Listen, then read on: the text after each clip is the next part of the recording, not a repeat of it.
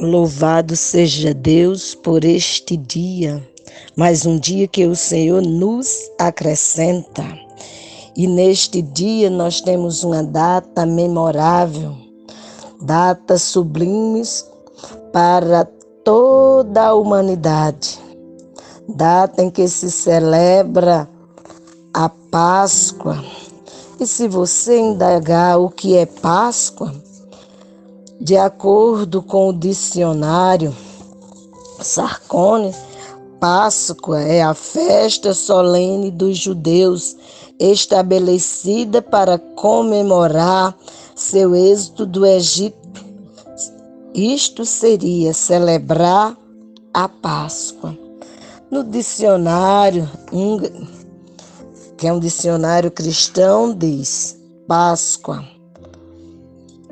A Páscoa, de acordo com Levítico, capítulo 23, verso 4 e 5, fala do Calvário e da redenção, mediante o sangue do Egito, tipo do mundo de Faraó, tipo de Satanás, e da escravidão egípcia, tipo do pecado. A festa fala de nossa redenção do pecado pelo Cordeiro de Deus, conforme 1 Pedro capítulo 1, verso 19, sendo Cristo a nossa Páscoa.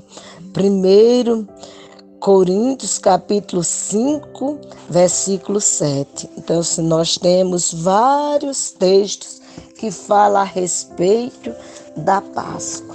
Na nossa revista SAF, do período março, abril e maio de 2020, nós temos Páscoa, o maior milagre da história.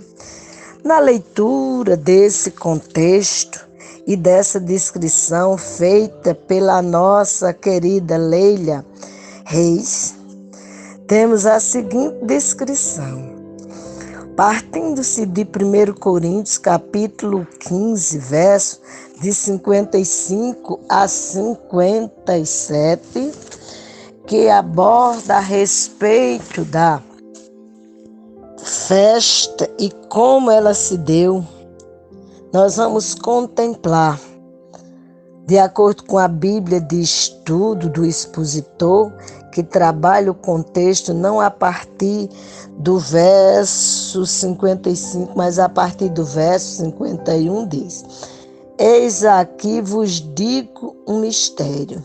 Na verdade, nem todos dormiremos, mas todos seremos transformados num momento, num abrir e fechar de olhos, ante a última trombeta, porque a trombeta soará, e os mortos ressuscitarão incorruptíveis, e nós seremos transformados. Porque convém que isto que é corruptível se revista da incorruptibilidade, e que isto que é mortal se revista da imortalidade. E quando isto que é corruptível se revestir da incorruptibilidade, e isto que é mortal se revestir da imortalidade, então se cumprir-se-á a palavra que está escrita: tragada foi a morte na vitória. Onde está, ó morte, o teu arguilhão? Onde está, ó inferno, a tua vitória? Ora, o aguilhão da morte é o pecado, e a força do pecado é a lei. Mas graças a Deus que nos dá a vitória por nosso Senhor Jesus Cristo. Falando um pouco a respeito destes versículos, a nossa querida Leila Reis fez a seguinte colocação.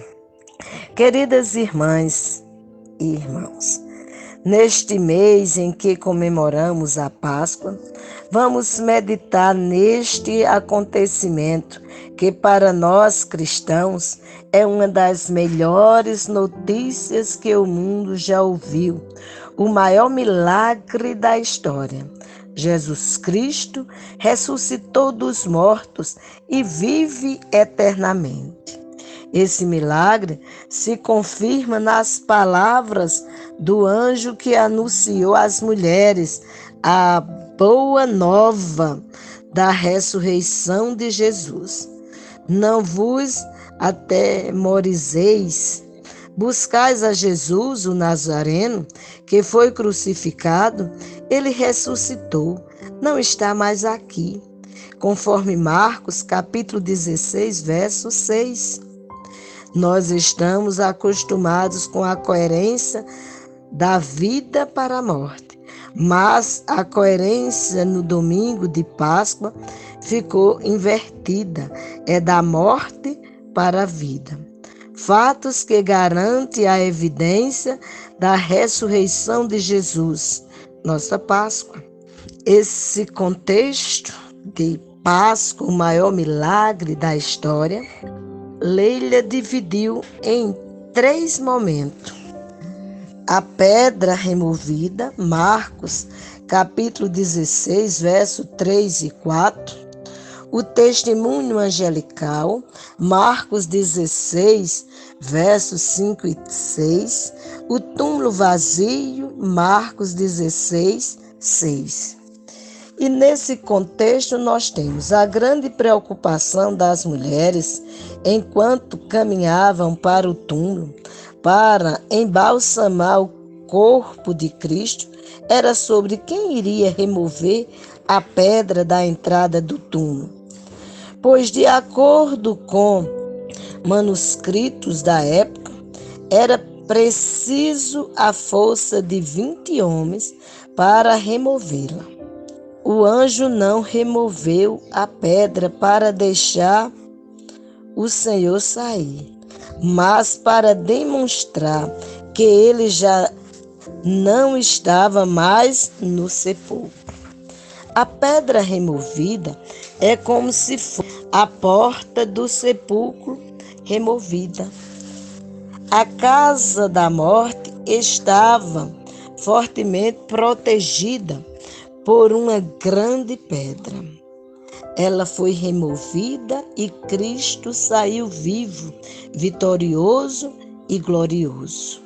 A pedra do túmulo foi removida, não simplesmente aberta.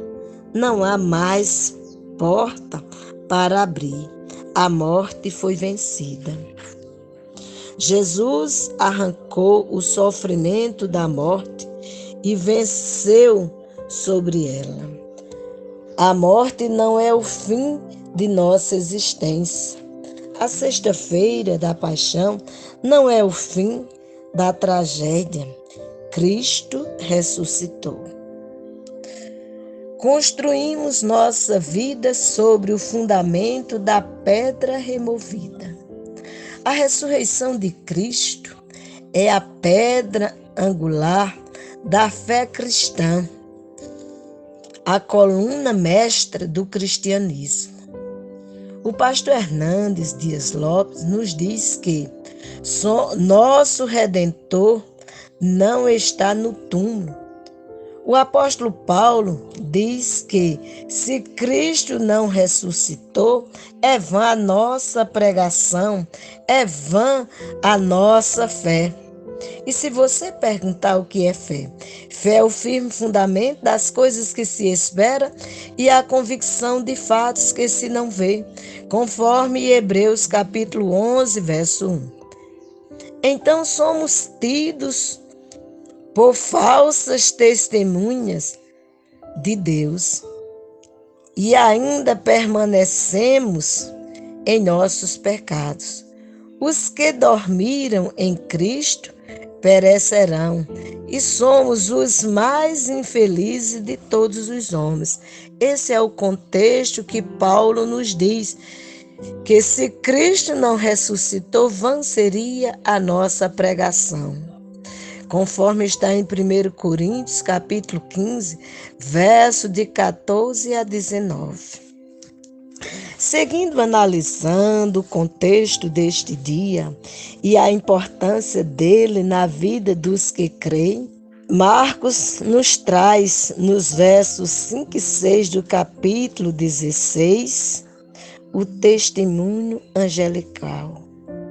O anjo vestido de branco faz uma bela pregação sentado ao lado direito do túmulo, enquanto os guardas estão como se estivessem mortos, conforme descreve Mateus capítulo 28, verso 4. O anjo está altivo, proclamando que Jesus não está mais no túmulo. O túmulo foi aberto de dentro para fora. A ressurreição de Jesus é uma obra do próprio Deus Pai. A Bíblia está recheada de versículos atestando esse fato.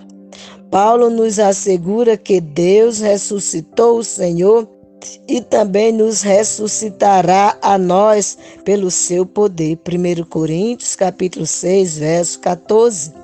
Pedro, discursando no templo, dirigiu-se ao povo dizendo: matastes o autor da vida, a quem Deus ressuscitou dentre os mortos, do que nós somos testemunhas. Atos capítulo 3, versículo 15. Perante o sinédrio, Pedro, cheio do Espírito Santo, lhes disse: tomai conhecimento vós todos e todo o povo de Israel, de que em nome de Jesus Cristo Nazareno, a quem vós crucificastes e a quem Deus ressuscitou dentre os mortos, sim, em seu nome é que este está curado perante vós. Atos 4, verso 10. Falando em relação à cura de um coxo. Confira outros textos como Romanos capítulo 4, verso 24, capítulo 8, verso 11, capítulo 10, verso 9, 1 Coríntios capítulo 15, verso 15, 2 Coríntios capítulo 4, verso 14 e 1 Pedro capítulo 1, verso 21. São exemplos que deixam claramente que o Cristo crucificado, ao terceiro dia ele ressuscitou e está à direita do Pai e intercede por nós. Marcos deixa claro em capítulo 16, no verso 6, que o túmulo está vazio. As mulheres foram as primeiras a descobrirem o túmulo vazio e a receberem as boas novas da ressurreição. Em tempos em que mulheres eram discriminadas, rebaixadas e humilhadas, vemos a importância e valorização que Jesus lhes dava. Elas foram as grandes heroínas no relato dos 4 evangelistas. Ou seja, no Evangelho de Mateus, Marcos, Lucas e João. Ao relato a respeito da visita que as mulheres foram fazer no túmulo com a proposição de ungirem o Cristo crucificado. Mas quando chegaram lá, o túmulo estava vazio. Enquanto os discípulos de Cristo se escondem, elas se manifestam. Enquanto eles fogem, elas aparecem.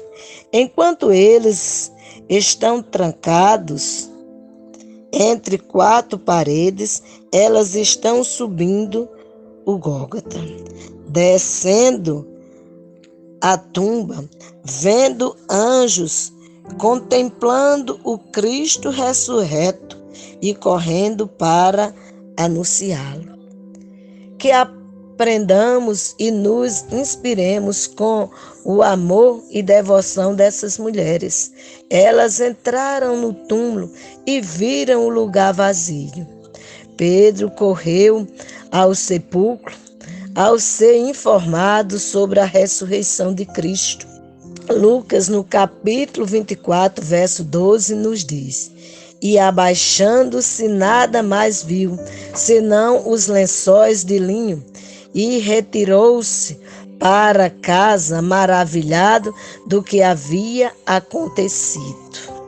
Mateus 28, de 11 a 15, também relata que os líderes judeus subordinaram os soldados, dando-lhes altas somas de dinheiro para espalhar uma mentira, afirmando que os discípulos haviam roubado o corpo de Cristo. Isto não era verdade. Na mesma ocasião que Jesus deu aos seus discípulos a grande comissão, o diabo também enviou seus mensageiros para anunciar uma mentira. Enquanto o Senhor constrói uma vitória, o diabo levanta uma mentira. A boa nova do túmulo vazio revela um novo começo, cheio de perdão, esperança e restauração. Aqueles homens covardes e medrosos, Jesus os chama de irmãos, conforme João capítulo 20, verso 17. Outros que vergonhosamente fugiram e certamente não se sentiram mais discípulos, o anjo reafirma que Jesus os considera como discípulos, conforme está escrito em Marcos capítulo 16, verso 7. Pedro, que negou Jesus com juramento e praguejando, agora recebe uma distinção especial.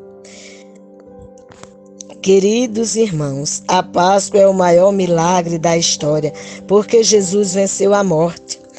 Com a pedra removida, o testemunho angelical e o túmulo vazio, evidenciamos a ressurreição de Cristo.